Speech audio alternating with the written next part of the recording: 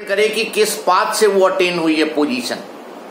अगर पाथ पे डिपेंड नहीं कर रहा है work done, then force will be known as conservative force. Example लिखो, gravitational force is the conservative force. ये जो ग्रेविटेशनल फोर्स है ये कंजर्वेटिव फोर्स है।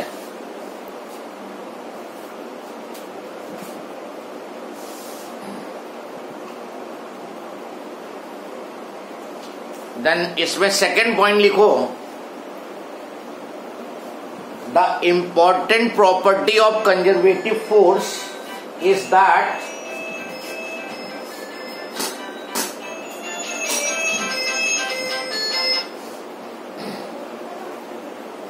important property of conservative force is that work done by conservative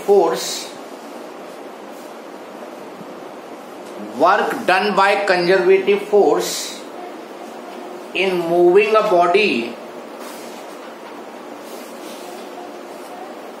through a complete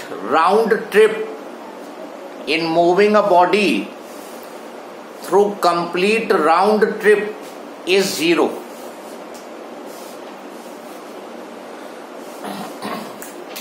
body को complete round trip अगर move कराते हो तो वर्क डन जीरो होगा। वर्क डन को यहां भी अंडरलाइन कर लो, वर्क डन मेंशन करना जरूरी है। नाउ जैसे ये मास m है, इसको तुमने यहां तक लिफ्ट कराया तो जो वर्क हुआ that is mg into h। Last time we have done one question also, this body is lifted to this height, h height तक अगर हमने लिफ्ट किया तो work done on the ball will be mgh।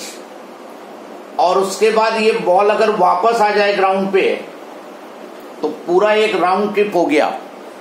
Ball goes from here to here and then comes back to initial position. तो ये round trip हुआ और इस केस में जो वर्क डन आया था वो माइनस mgh हो जाएगा। जितना वर्क तुमने किया उतना वर्क ऑब्टेन हुआ और जो नेट वर्क डन हुआ वो zero, net work done will be zero. तो कंजर्वेटिव फोर्सेस के केस में पूरे राउंड ट्रिप में जो वर्क होगा वो जीरो होगा। That is the important property of this conservative force. अभी तुम्हें हम दिखाते हैं ये कंजर्वेटिव फोर्स कैसे वर्क डन दोनों केस में सेम हो रहा है।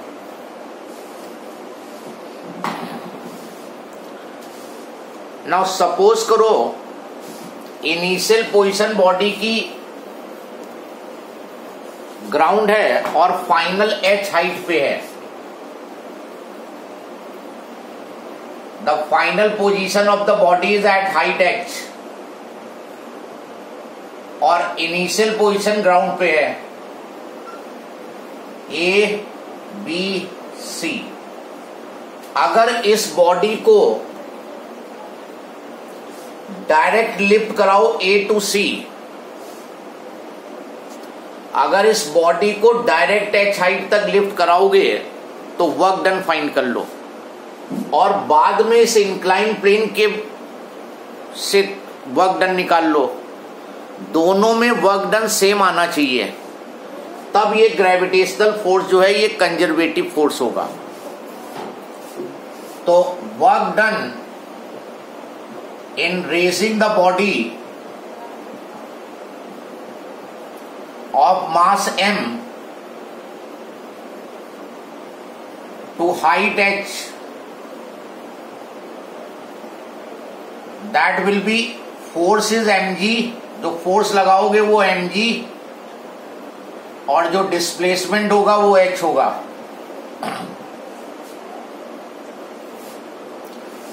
then work done in raising the body of mass m to height h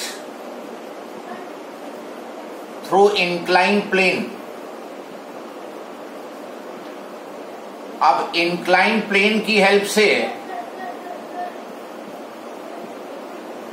हम वर्क डन निकालेंगे। पहले हमने एच हाइट डायरेक्ट रेस करा के निकाली तो mgh आया। नाउ अब अलोंग द इंक्लाइन प्लेन निकालेंगे। ये बॉडी है, इसका weight mg, normal reaction resolve करो, mg cos थीटा और ये कंपोनेंट हुआ mg sin थीटा। तो कितना फोर्स तुम्हें इधर को लगाना पड़ेगा, that will be mg sin theta, जितना अपोजिशन में फोर्स है। और ये डिस्प्लेसमेंट x ले लो या s ले लो, चलो। तो इस पे अगर mg sin थीटा फोर्स इधर को लगाओगे तो बॉडी C पॉइंट पे चली जाएगी। तो work done in this case fs cos theta, force जो लगाओगे वो mg sin थीटा लगाओगे, और ये displacement h upon s perpendicular upon hypotenuse sin theta होता है। तो s जो होगा वो h अपॉन sin थीटा, तो s की जगह पे यहां रख दो h अपॉन sin थीटा, और ये cos 0 ही होगा क्योंकि force up the incline plane, displacement up the incline plane. ये sin थीटा कट गया, फिर से वर्क डन mgh आया। तो whether you are moving the body directly to height h और along the incline plane you raise by distance h, दोनों cases में वर्क डन mgh आया। यहां पे ग्रेविटेशनल फोर्स अकाउंट में है, friction is not taken into account. अगर friction होता तो फिर ये केस नहीं होता, दोनों में बराबर नहीं आता। यहां पे एक पॉइंट लिख दो, if there had been friction then work done had been different। अगर फ्रिक्शन होता तो डायरेक्ट लिफ्टिंग में अगर अलग वर्क आता और along the incline plane friction की वजह से डिफरेंट वर्क आता, then it will not be conservative force. Gravitational force is conservative force, और यहां पे वर्क डन अगेंस्ट ग्रेविटी हो रहा है केवल, no friction is involve. Then second लिखो, non conservative force.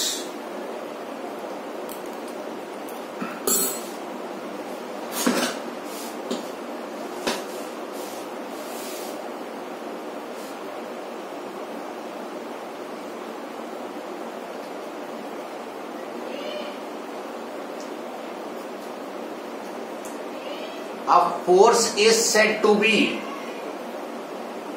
non-conservative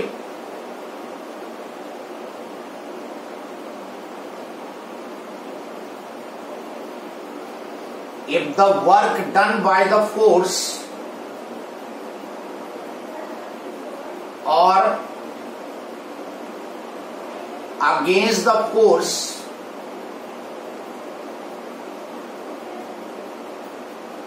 comma in moving a body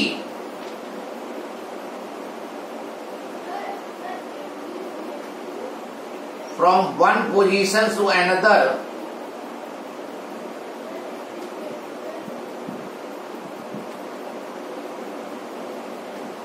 depends upon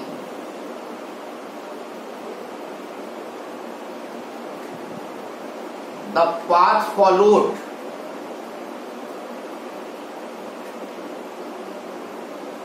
between the two positions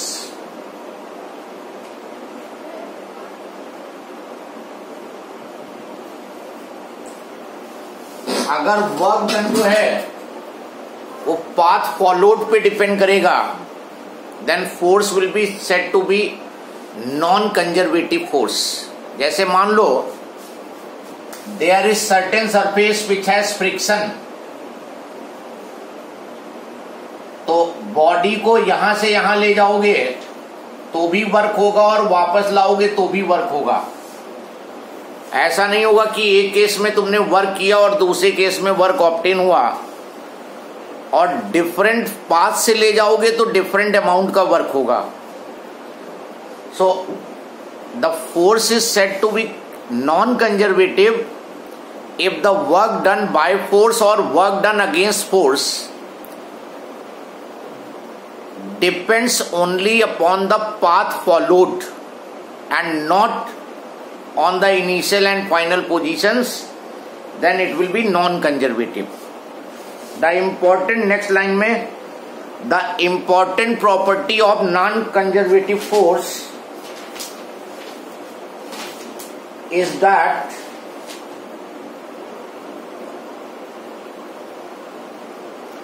the net work done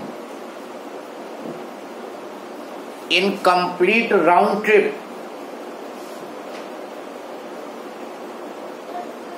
is not zero.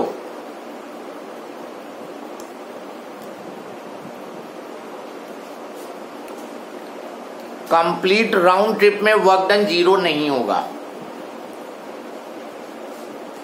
Example, frictional force. Frictional force is non-conservative force. So this conservative and non-conservative force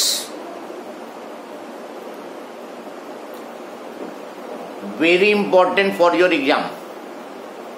Explain what are conservative forces, what are non-conservative forces, give their one example each of them and the important property, उस पे question भी frame कर सकता है। if the work done in round trip is zero, whether the force is conservative or non-conservative, या how much work is done in complete round trip by the conservative force, so answer will be zero. Then next heading डालो, power.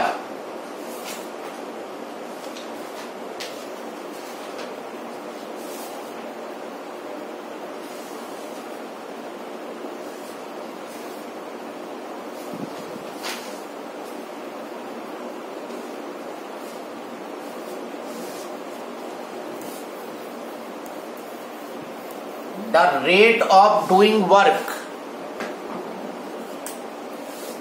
power is rate of doing work is known as power, or work done in 1 second. Whatever work is done in 1 second,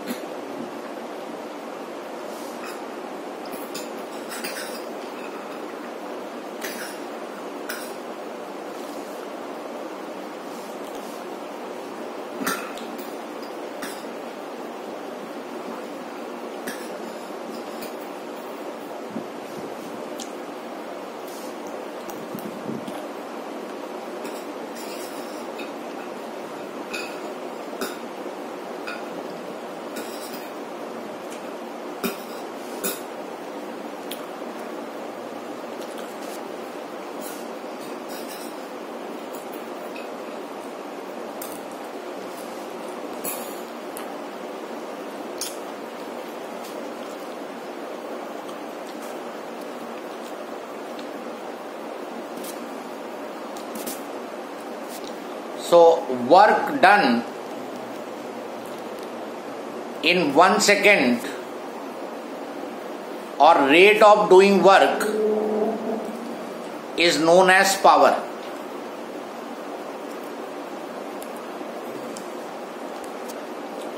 The rate of doing work or work done in 1 second. power is work done upon time.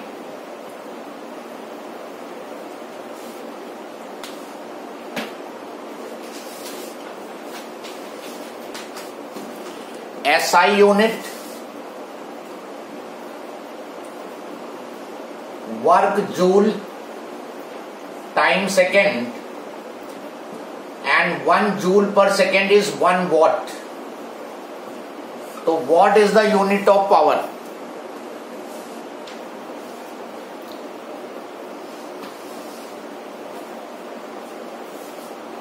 Now how you will be defining 1 watt?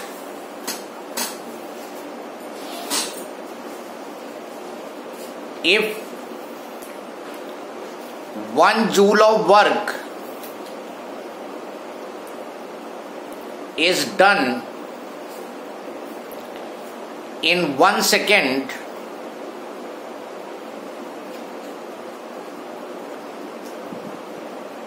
then power of the body will be 1 watt. If a body does 1 joule of work in 1 second, then its power will be 1 watt. 1 second में 1 joule work अगर हो रहा है, that means power will be 1 watt. ये देता है, this gives you the idea how rapidly the work has been done. कितना rapidly work हुआ है, that is being determined by the power. तो जो पावर का बेसिक फॉर्मूला है, that is work done upon time. Now other units में kilowatt, 1 kilowatt 1000 watt, then megawatt, 1 mega capital M से denote होगा 10 to the power 6 watt, and horse power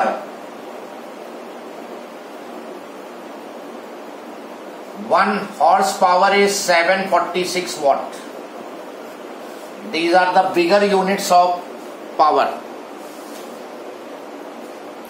watt की बड़ी units हैं ये. Now if constant force is acting on the body, तो power हो जाएगा वर्क डन F.S हो जाएगा कांस्टेंट फोर्स में, और टाइम से डिवाइड कर दो, और डिस्प्लेसमेंट अपॉन टाइम जो है that is the velocity of the body. तो पावर इज F.V. पावर का एक और फॉर्मूला हो गया F into V. F into V अगर फोर्स और वेलोसिटी सेम डायरेक्शन में है, अदरवाइज वो cos थीटा जो आता है वो आ जाएगा.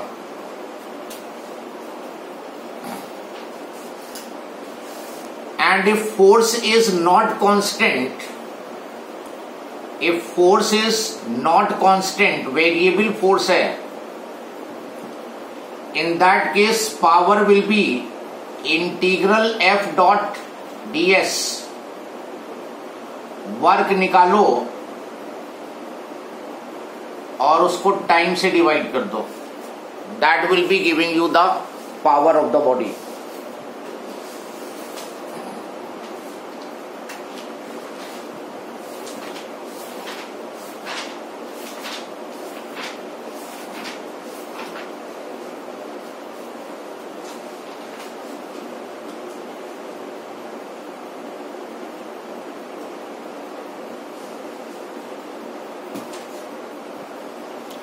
Question, write down,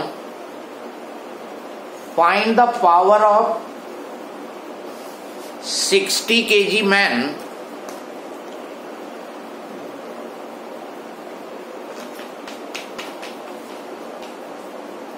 who can climb up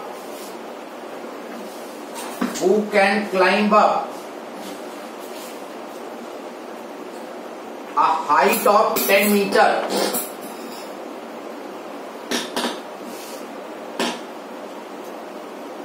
in half a minute,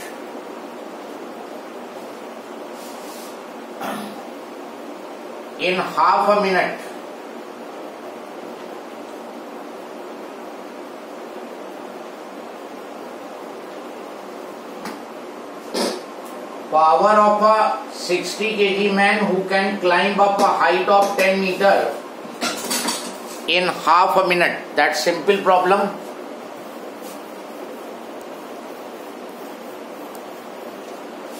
Power of 60 kg man,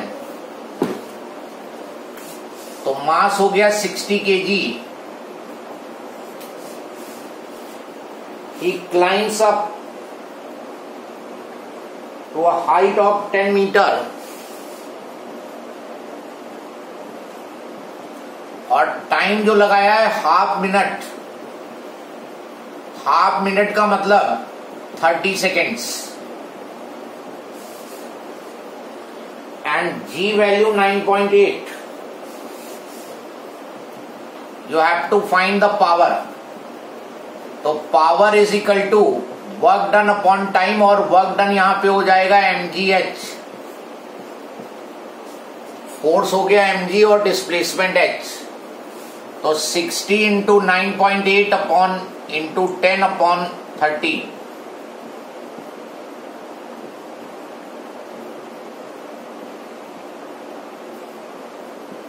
196 watt is the power.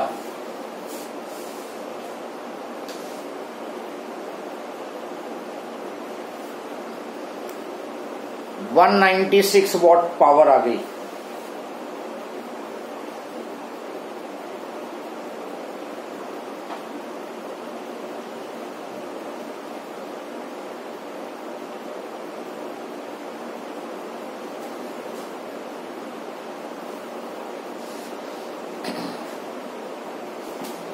Then next question.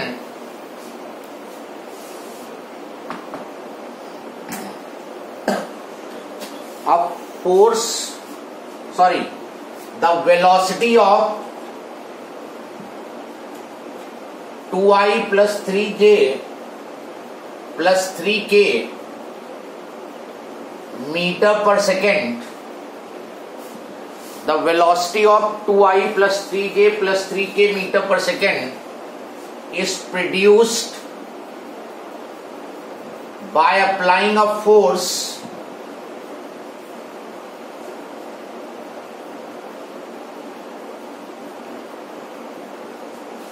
(4i plus j minus 2k Newton)